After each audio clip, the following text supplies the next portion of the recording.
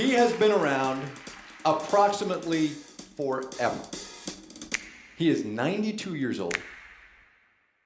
Ladies and gentlemen, Norman Lear.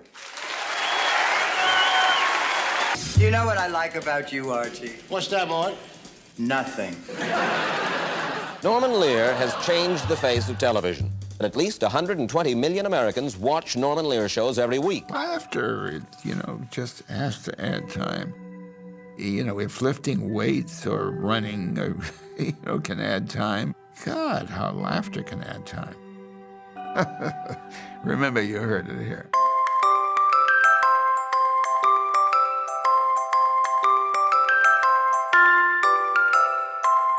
Hi, it's David Levin with Pop Goes the Culture and Wise Brother Radio, and today I am talking to a legend, an icon, and he doesn't want to be called either one.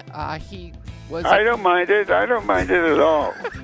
Mr. Norman Lear, creator of All in the Family, The Jeffersons, Maude, Sanford and Son, Good Times, One Day at a Time, Mary Hartman, various and sundry movies, People for the American Way, and now... At long last, there is a documentary that's going to be on American Masters called Norman Lear, Just Another Version of You. Thank you for talking to me today. My pleasure. Did I get everything right? You got everything right. You left out a couple of things. Well, but that would be the whole interview. But I'll forgive you. Well, thanks for talking to me today. I read your book, even this I've done, and I saw the show, which is just an amazing encapsulation. Doesn't even begin, but there's only so much you can do in a couple of hours, I would guess, for American Masters. The documentary, the two ladies who did the documentary, Rachel Grady and Heidi Ewing, they did a brilliant job, I thought. And they adapted your book really nicely. And there were some moments in this documentary that just stood out for me. One of the things that in your book and in your biography, when you were watching a couple of pieces, because they showed you watching a couple of pieces, and there's one that stood out. You're watching an episode of All in the Family. I think it's the Shibuti episode with Archie, and that really moved you, didn't it? Yes, I mean, there are a couple of things, well, maybe more than a couple. If I saw them 20 times a month, I might... very likely feel the same way each time. A couple of them make me cry. Archie and Mike talking about fathers locked in a cellar overnight as a result of somebody walking away with a key. Why did that strike you so strongly? Well, maybe because I went through the kind of hell I went through with my own dad when they took him away, and the quality of the performances. I mean, Archie, Carol O'Connor was just approach genius in that role, and made me feel whatever he intended for me, the character intended for me to feel every time. Carol O'Connor was very, very thoughtful about that. I mean, I know you guys grappled occasionally about stuff. There were things that he did not want to do on occasion. Yes. Can you talk about some of those occasions? Well, there was one single which we dealt with they dealt with in the documentary. They used a piece of it where the whole show took place in an elevator, and Archie was in the elevator with a black dude and a high floor, and then as they were coming down, the door opened.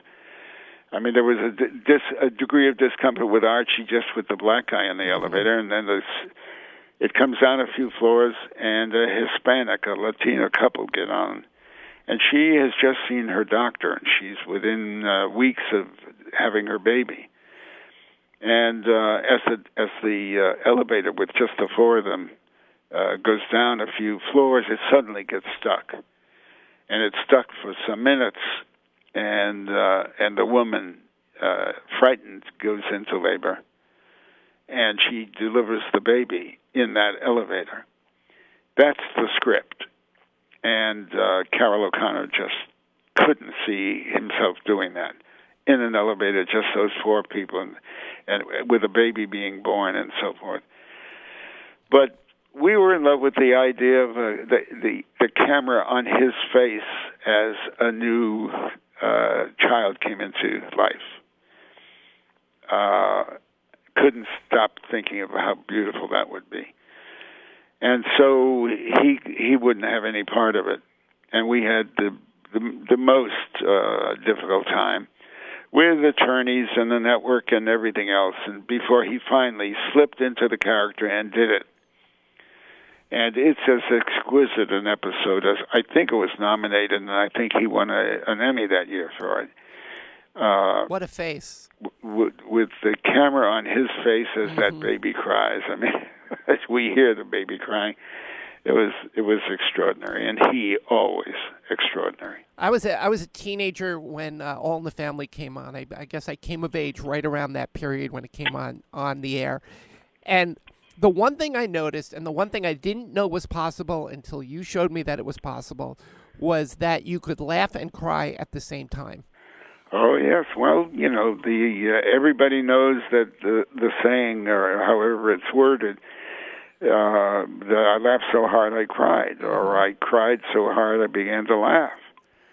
Laughter and tears are, sit side by side. A couple of moments, like when Archie and Gloria sat on a bed together. I don't remember the exact episode, but I'll never forget him sitting there and talking to her, and him saying, "Patience is a virgin," and I just thought that's the most genius line I've ever heard in my entire life. I've used it myself since then. Yeah, I think if they were sitting, if Gloria was in bed and Archie was sitting with her, she had lost the baby. She was pregnant and had lost the child. Yeah. So many real problems that you allowed to go on TV for the very first time. Well, they were only problems that we were living through. We or our families or neighbors, there was nothing unusual about those problems except that the network didn't wish to deal with them and thought that the viewers would be upset by the stuff that their lives were made of. Yeah. They thought people would want to just complete escape. Yeah.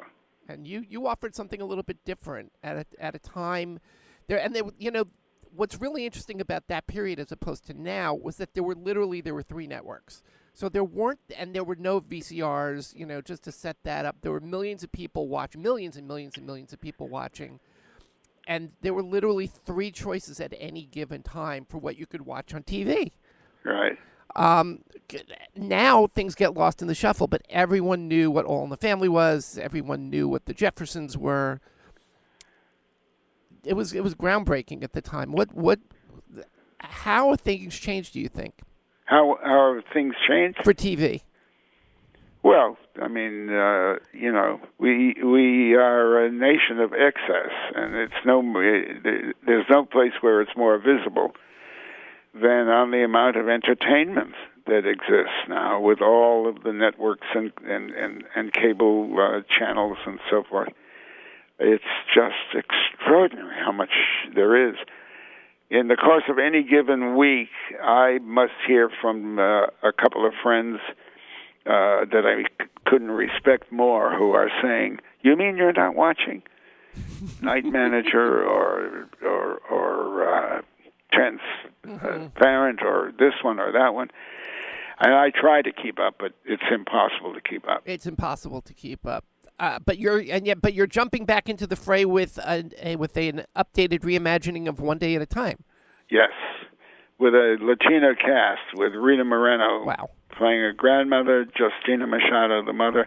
It's we've done 13 episodes. It'll start in January, and I'm proud of it. And that's on Netflix. Yes, on Netflix. That's absolutely amazing.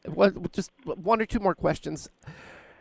In 81, you're at the top of your game. You've got multiple shows on the air, and you sort of ditch it all to do The People for the American Way. Which amazing. Because I was watching the proliferation of TV evangelicals.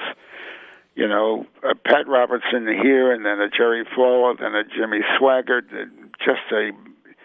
and all of them mixing politics and religion, which was, as I as a character in a PSA, a public service announcement that I did, said, when somebody tells you you're a good Christian or a bad Christian, depending on your political point of view, that's not the American way. Right. And that's what these evangelicals were doing on television. And so so I took it to Father Hesburgh at Notre Dame to see this PSA that I did. He sent me to other mainline church leaders. And one of them said, you ought to organize around that last line that guy says when he says that's not the American way. Right. You ought to be people for the American way. And that's how it began. Amazing.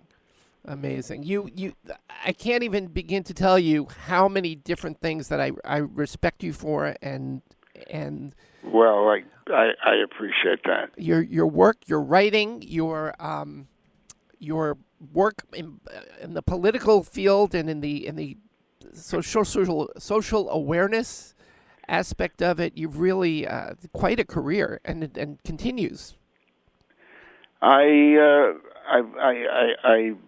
I couldn't appreciate hearing it more. Thanks, David. Okay.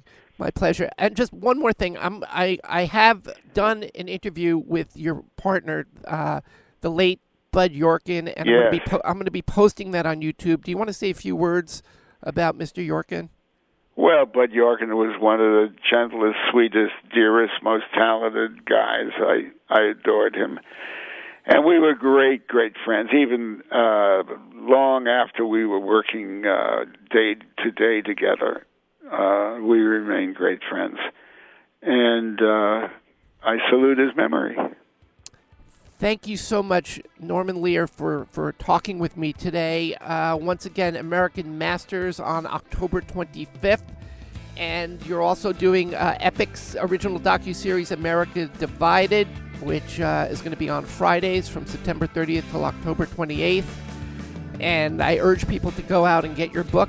And thank you so much on behalf of Pop Goes the Culture and Wise Brother Radio. I couldn't appreciate it. Thank you, too. Okay. To be continued, my favorite expression in the English language.